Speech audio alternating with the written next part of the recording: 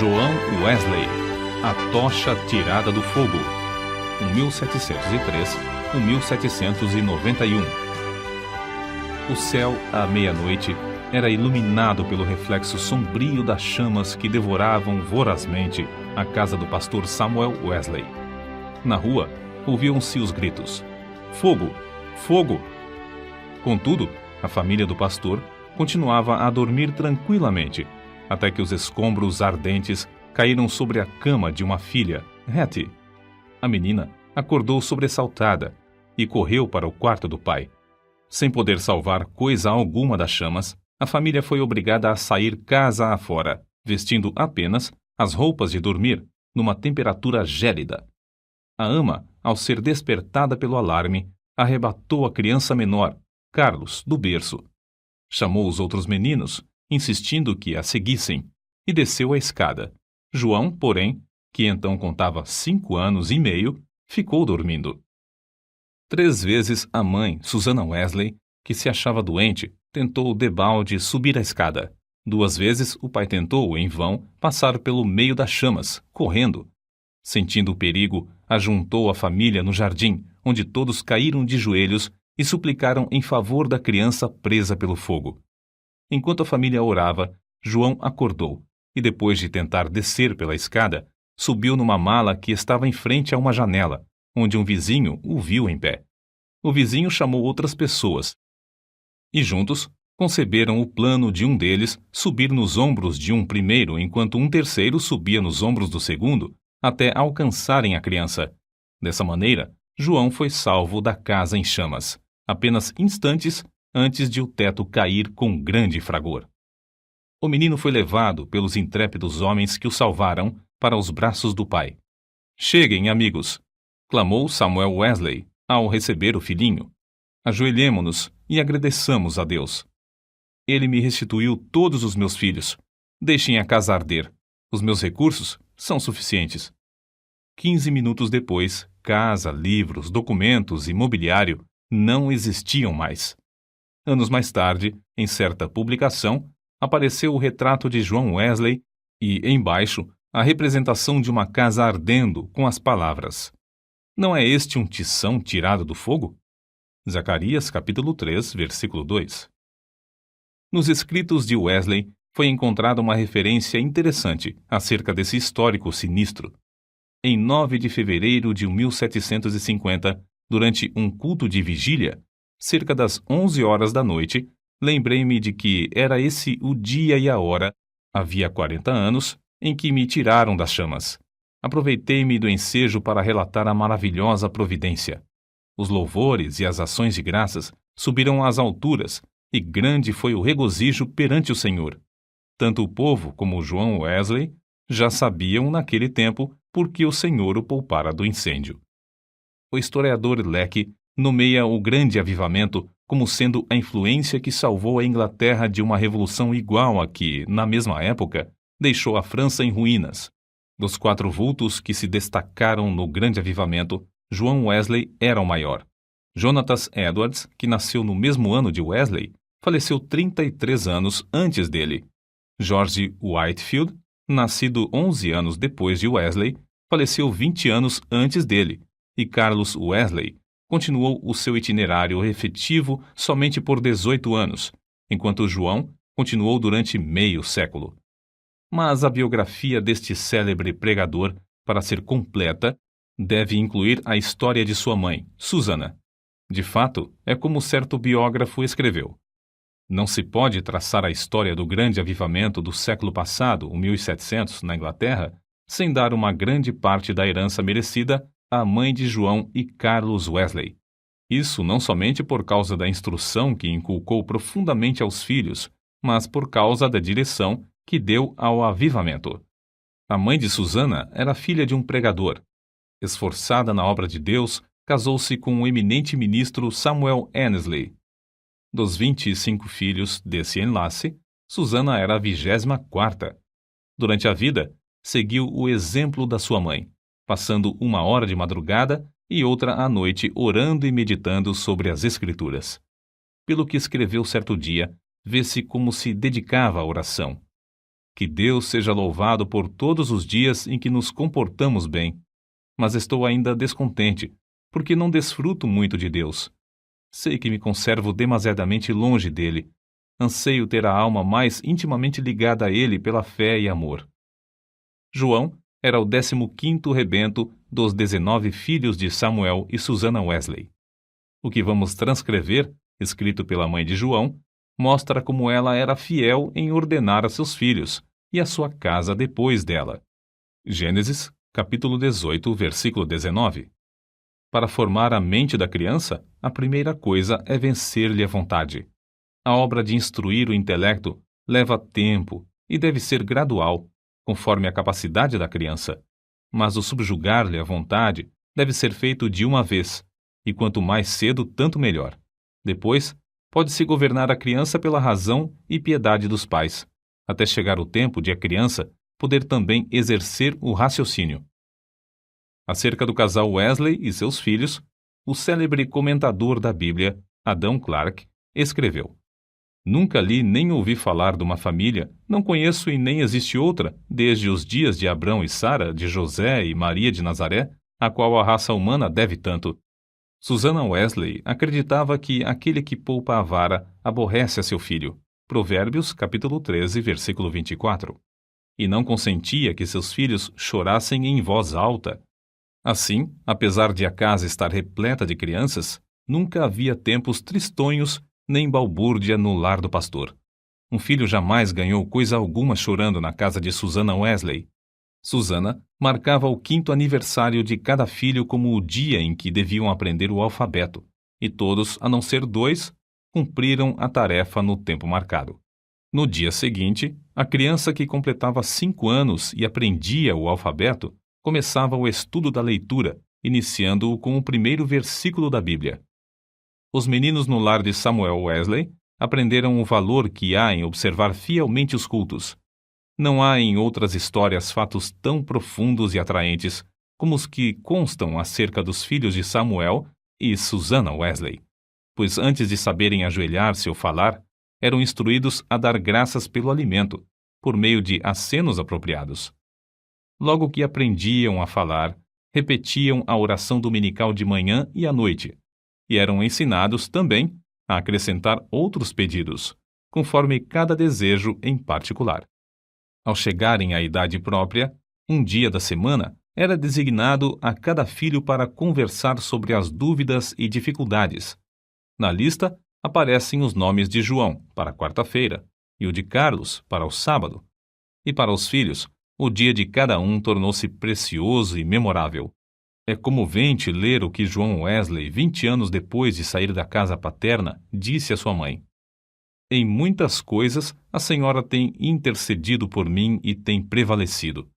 Quem sabe se agora também, na intercessão para que eu renuncie inteiramente ao mundo, terá bom êxito.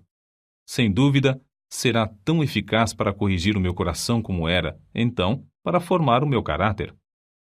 Depois do espetacular livramento de João do incêndio, sua mãe, profundamente convencida de que Deus tinha grandes planos para seu filho, resolveu firmemente criá-lo para servir e ser útil na obra de Cristo.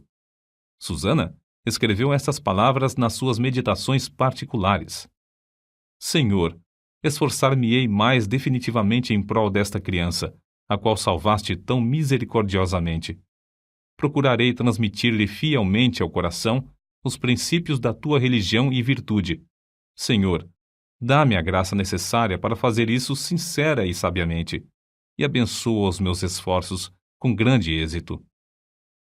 Ela era tão fiel em cumprir sua resolução que João foi admitido a participar da ceia do Senhor com a idade de 8 anos. Nunca se omitia o culto doméstico da programação do dia no lar de Samuel Wesley. Fosse qual fosse a ocupação dos membros da família ou dos criados, todos se reuniam para adorar a Deus. Na ausência do marido, Susannah, com o coração aceso pelo fogo dos céus, dirigia os cultos. Conta-se que, certa vez, quando ele prolongou a ausência mais do que de costume, 30 a 40 pessoas assistiram aos cultos no lar dos Wesley, e a fome pela palavra de Deus aumentou a ponto de a casa ficar repleta de vizinhos. A família do pastor Samuel Wesley vivia rodeada de pobreza, mas pela influência do Duque de Buckingham, conseguiu um lugar para João na Charterhouse, em Londres. Assim, o menino, antes de completar 11 anos, deixou a atmosfera fragrante de oração ardente para enfrentar as porfias de uma escola pública. Contudo, não cedeu ao ambiente de pecado de que estava rodeado. Conservava também as suas forças físicas, obedecendo fielmente ao conselho de seu pai, que corresse 3 vezes de madrugada ao redor do grande jardim da Charterhouse. Tomou como regra da sua vida, dali em diante, manter o vigor do corpo. Aos 80 anos, apesar de seu físico franzino, considerava coisa insignificante andar a pé 1,5 léguas para pregar. Conta-se um exemplo da influência que João exercia sobre seus colegas da Charterhouse. Certo dia, o porteiro sentiu falta dos meninos no terraço de recreio e foi achá-los em uma das salas, congregados em redor de João. Este contava-lhes histórias instrutivas, as quais atraíam-lhes mais do que o recreio. Acerca desse tempo, João Wesley escreveu: Eu participava de várias coisas que reconhecia como sendo pecado, embora não fossem escandalosas aos olhos do mundo.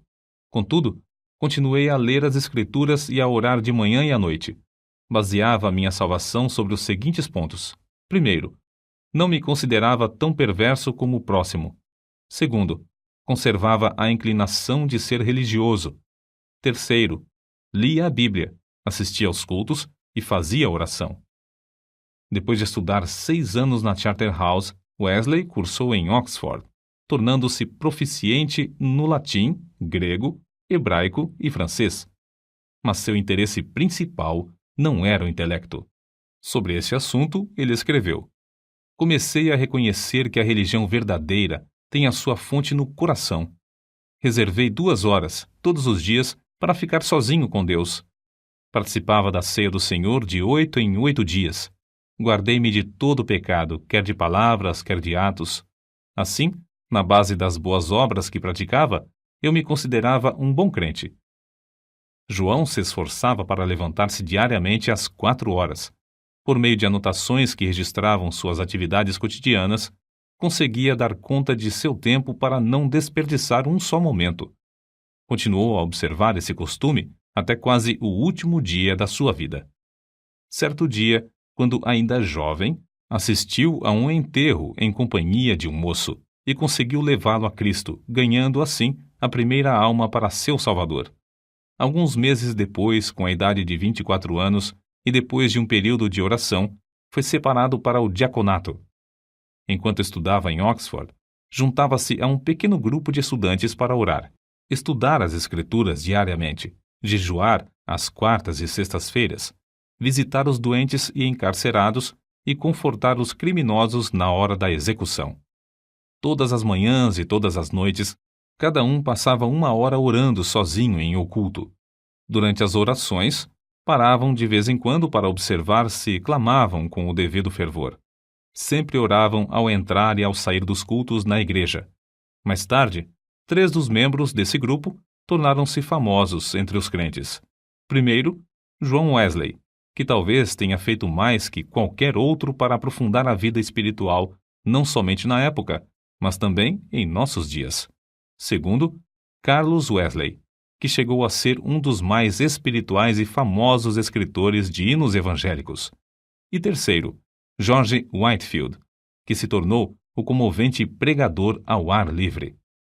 Naquele tempo, sentia-se a influência de João Wesley em muitas partes das Américas, e hoje ainda é sentida. Contudo, passou menos de 2 anos nesse continente, e isto durante o período de sua vida em que se achava perturbado por causa de dúvidas. Aceitou a chamada para pregar o evangelho aos silvícolas na colônia de Geórgia, desejoso de ganhar sua salvação por meio de boas obras. Pensou que vaidade e ostentação mundana não se encontrariam nas matas da América. Como era característico em sua vida, a bordo do navio em viagem à América do Norte, observava com outros de seu grupo um programa para não desperdiçar um momento durante o dia. Levantava-se às 4 da manhã e deitava-se depois das 21 horas. As primeiras 3 horas do dia eram dedicadas à oração e ao estudo das Escrituras. Depois de cumprir tudo o que estava indicado no programa do dia, o cansaço era tanto que, não obstante o bramido do mar e o balanço do navio, dormiam sem perturbação, deitados sobre um cobertor estendido no convés. Na Geórgia, a população inteira afluía à igreja para ouvir a sua pregação. A influência de seus sermões foi tal que, depois de 10 dias, uma sala de baile ficou quase inteiramente abandonada, enquanto a igreja se enchia de pessoas que oravam e eram salvas. Whitefield, que desembarcou na Geórgia alguns meses depois de Wesley voltar à Inglaterra, assim descreveu o que viu. O êxito de João Wesley na América é indizível. Seu nome é precioso entre o povo, onde lançou os alicerces que nem os homens nem os demônios podem abalar. Oh, que eu possa segui-lo como ele seguiu a Cristo! Porém, a Wesley faltava uma coisa muito importante, conforme se vê pelos acontecimentos que o levaram a sair da Geórgia, como ele mesmo escreveu. Faz 2 anos e quase 4 meses que deixei a minha terra natal para pregar Cristo aos índios da Geórgia. Entretanto, o que cheguei eu a saber? Ora, vim a saber o que eu menos esperava. Fui à América para converter outros, mas nunca fora realmente convertido a Deus. Depois de voltar à Inglaterra, João Wesley começou a servir a Deus com a fé de um filho e não mais com a fé de um simples servo. Acerca desse assunto, eis o que ele escreveu. Não reconhecia que esta fé era dada instantaneamente, que o homem podia sair das trevas para a luz imediatamente, do pecado e da miséria para a justiça e gozo do Espírito Santo. Examinei de novo as Escrituras sobre este ponto, especialmente Atos dos Apóstolos. Fiquei grandemente surpreendido ao ver quase que somente conversões instantâneas, quase nenhuma tão demorada como a de Saulo de Tarso. Desde então, começou a sentir mais e mais fome e sede de justiça, a justiça de Deus pela fé. Fracassara na sua primeira tentativa de pregar o Evangelho na América porque, apesar de seu zelo e bondade de caráter, o cristianismo que possuía era uma coisa que recebera por instrução. Mas a segunda etapa de seu ministério destacou-se por um êxito fenomenal. E porque o fogo de Deus ardia na sua alma, chegara a ter contato direto com Deus através de uma experiência pessoal. Relatamos aqui, com suas próprias palavras, o episódio no qual o Espírito testificou ao seu espírito que era filho de Deus e que veio transformar completamente a sua vida. Eram quase 5 horas, hoje, quando abri o Novo Testamento, e encontrei estas palavras. Ele nos tem dado grandíssimas e preciosas promessas para que, por elas, fiqueis participantes da natureza divina. Segunda carta de Pedro, capítulo 1, versículo 4. Antes de sair, abri mais uma vez o Novo Testamento para ler estas outras palavras. Não estás longe do reino de Deus. Marcos, capítulo 12, versículo 34. À noite, senti-me impelido a assistir em Aldersgate. Senti o coração abrasado.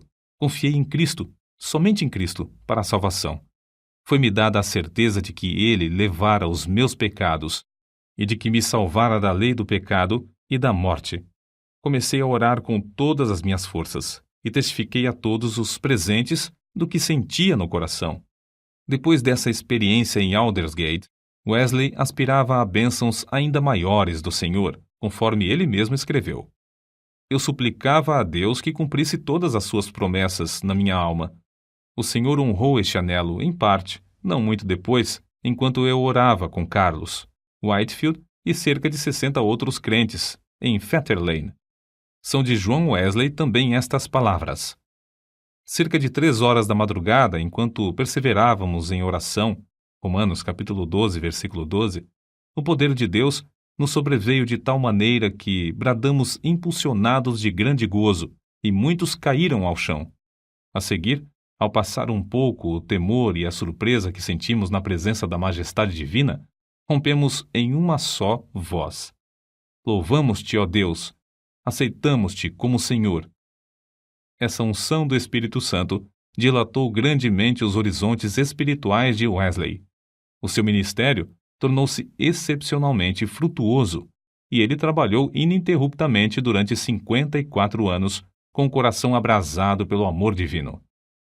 Um pastor prega, em média, 100 vezes por ano, mas João Wesley pregou cerca de 780 vezes por ano, durante 54 anos. Esse homenzinho de apenas 1,66 m de altura e pesando menos de 60 quilos, dirigia-se a grandes multidões e sob as maiores provações. Quando as igrejas lhe fecharam as portas, levantou-se para pregar ao ar livre. Embora enfrentasse a apatia espiritual quase geral dos crentes, a par de uma onda de devassidão e crimes no país inteiro, multidões de 5.000 a 20.000 afluíam para ouvir seus sermões. Tornou-se comum, nesses cultos, os pregadores acharem-se tão angustiados que gritavam e gemiam. Se materialistas célebres, tais como Voltaire e Thomas Paine, gritaram de convicção ao se encontrarem com Deus no leito de morte, não é de admirar que centenas de pecadores gemessem, gritassem e caíssem ao chão como mortos, quando o Espírito Santo os levava a sentir a presença de Deus. Multidões de perdidos, assim, tornavam-se novas criaturas em Cristo Jesus nos cultos de João Wesley. Muitas vezes, os ouvintes eram levados às alturas de amor, gozo e admiração. Recebiam também visões da perfeição divina e das excelências de Cristo, até ficarem algumas horas como mortos. Ver Apocalipse capítulo 1, versículo 17. Como todos os que invadem o território de Satanás, os irmãos Carlos e João Wesley tinham de sofrer terríveis perseguições. Em Moorfield, os inimigos do Evangelho acabaram com o culto, destruindo a mesa em que João subira para pregar, e o insultaram e maltrataram. Em Sheffield, a casa foi demolida sobre a cabeça dos crentes. Em Wednesbury, destruíram as casas, roupas e móveis dos fiéis, deixando-os desabrigados, expostos à neve e ao temporal. Diversas vezes, João Wesley foi apedrejado e arrastado como morto na rua. Certa vez, foi espancado na boca, no rosto e na cabeça até ficar coberto de sangue. Mas a perseguição por parte da igreja decadente era sua maior cruz. Foram denunciados como falsos profetas, paroleiros, impostores arrogantes, homens destros na astúcia espiritual, fanáticos, etc. Ao voltar para visitar Epworth, onde nascera e se criara, João assistiu no domingo aos cultos da manhã e da tarde na igreja onde seu pai fora fiel pastor durante muitos anos, mas não lhe foi concedida a oportunidade de falar ao povo. Às 18 horas, em pé sobre o monumento que marcava o lugar em que enterraram seu pai, ao lado da igreja, Wesley pregou ao maior auditório jamais visto em Epworth, e Deus salvou muitas almas. Qual a causa de tão grande oposição? Entre os crentes da igreja dormente, alegava-se que eram as suas pregações sobre a justificação pela fé e a santificação. Os descrentes não gostavam dele porque levou o povo a se levantar para cantar hinos às 5 da madrugada. João Wesley não somente pregava mais que os outros pregadores, mas os excedia como pastor, exortando, confortando os crentes e visitando-os de casa em casa. Nas suas viagens, andava tanto a cavalo como a pé, ora em dias ensolarados, ora sob chuvas, ora em temporais de neve. Durante os 54 anos do seu ministério, andou, em média, mais de 7.000 quilômetros por ano para alcançar os pontos de pregação. Esse homenzinho que andava tantos quilômetros ainda tinha tempo para a vida literária. Leu não menos de 1.200 tomos, a maior parte enquanto andava a cavalo. Escreveu uma gramática hebraica, outra de latim e ainda outras de francês e inglês. Serviu durante muitos anos como redator de um jornal de 56 páginas. O dicionário completo que compilou da língua inglesa era muito popular, e seu comentário sobre o Novo Testamento ainda tem grande circulação. Revisou e republicou uma biblioteca de 50 volumes, reduzindo-a para 30 volumes.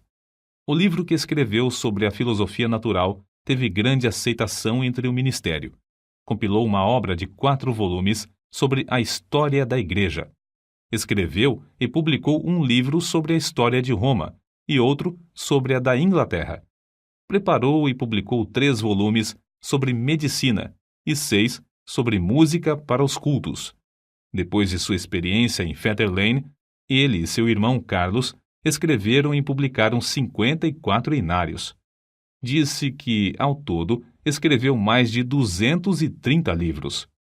Esse homem de físico franzino, ao completar 88 anos, escreveu: Durante mais de 86 anos, não experimentei qualquer debilidade de velhice. Os olhos nunca escureceram, nem perdi o meu vigor. Com a idade de 70 anos, pregou a um auditório de 30.000 pessoas, ao ar livre, e foi ouvido por todos. Aos 86 anos, fez uma viagem à Irlanda, onde, além de pregar 6 vezes ao ar livre, pregou 100 vezes em 60 cidades. Certo ouvinte assim se referiu a Wesley. Seu espírito era tão vivo como aos 53 anos, quando o encontrei pela primeira vez. Atribuiu a sua saúde aos seguintes fatores. Primeiro, ao exercício constante e ar fresco. Segundo, ao fato de nunca, mesmo doente ou com saúde, em terra ou no mar, haver perdido uma noite de sono desde o seu nascimento, o que não o impedia de participar das vigílias na igreja.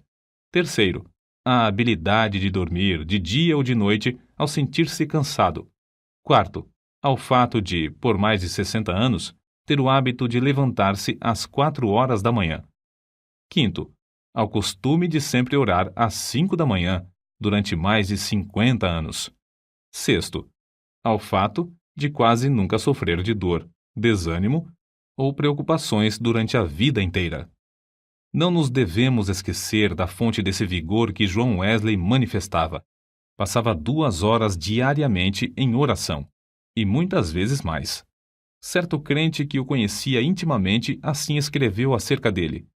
Considerava a oração a coisa mais importante da vida, e eu o tenho visto sair do quarto com uma serenidade de alma visível no rosto até quase brilhar. A qualquer história da vida de John Wesley faltará o ponto principal, se não se fizer menção dos cultos de vigília que se realizavam uma vez por mês entre os crentes. Esses cultos se iniciavam às 20 horas e continuavam até depois da meia-noite, ou até cair o Espírito Santo sobre eles. Baseavam tais cultos sobre as referências no Novo Testamento acerca de noites inteiras passadas em oração. Foi assim que alguém se referiu ao sucesso. Explica-se o poder de Wesley pelo fato de ele ser homo unius libri, isto é, um homem de um livro, e esse livro é a Bíblia. Pouco antes da sua morte, escreveu: Hoje passamos o dia em jejum e oração para que Deus alargasse a sua obra. Só encerramos depois de uma noite de vigília, na qual o coração de muitos irmãos foi grandemente confortado. No diário de John Wesley, há diversas anotações sobre oração e jejum. Entre outras coisas, ele escreveu o seguinte: Enquanto cursava em Oxford, jejuávamos às quartas e às sextas-feiras, como faziam os crentes primitivos em todos os lugares. Escreveu Epifânio: Quem não sabe que o jejum das quartas e das sextas-feiras é observado pelos crentes do mundo inteiro? Não sei por que eles guardavam esses 2 dias, mas é boa a regra. Se lhes servia, também me serve. Contudo, não quero dar a entender que o único tempo de jejuar seja esses 2 dias da semana, porque muitas vezes é necessário jejuar mais do que 2 dias. É necessário permanecer sozinho e na presença de Deus enquanto jejuamos e oramos, para que Deus possa mostrar-nos a sua vontade e dar-nos direção. Nos dias de jejum, devemos afastar-nos o mais possível de todo o serviço, de fazer visitas e das diversões, apesar de essas coisas serem lícitas em outras ocasiões. Seu gozo em pregar ao ar livre não diminuiu na velhice. Em 7 de outubro de 1790, pregou pela última vez fora de casa sobre o texto: O reino de Deus está próximo. Arrependei-vos e crede no Evangelho. Consta em sua biografia que a palavra manifestou-se com grande poder e as lágrimas do povo corriam em torrentes. Um por um, seus fiéis companheiros de luta, inclusive sua esposa, foram chamados para o descanso, mas John Wesley continuava a trabalhar. Com a idade de 85 anos, seu irmão Carlos foi chamado pelo Senhor, e João sentou-se perante a multidão, cobrindo o rosto com as mãos, para esconder as lágrimas que lhe corriam pelas faces. Seu irmão, a quem amara tanto durante tão longo tempo, havia partido, e ele, agora, tinha de trabalhar sozinho. Em 2 de março de 1791, com a idade de quase 88 anos, completou a sua carreira terrestre. Durante toda a noite anterior, não cessaram em seus lábios o louvor e a adoração, pronunciando estas palavras: as nuvens destilam a gordura. Sua alma saltou de alegria com a antecipação das glórias do lar eterno e exclamou: o melhor de tudo é que Deus está conosco. Então, levantando a mão, como se fosse o sinal da vitória, novamente repetiu: o melhor de tudo é que Deus está conosco. Às 10 horas da manhã, enquanto os crentes rodeavam o leito em oração, ele disse: adeus. E assim passou para a presença do Senhor. Um crente que assistiu à sua morte assim relatou o ato: a presença divina pairava sobre todos nós. Não existem palavras para descrever o que vimos no seu semblante. Quanto mais o fitávamos, tanto mais víamos parte dos indizíveis céus.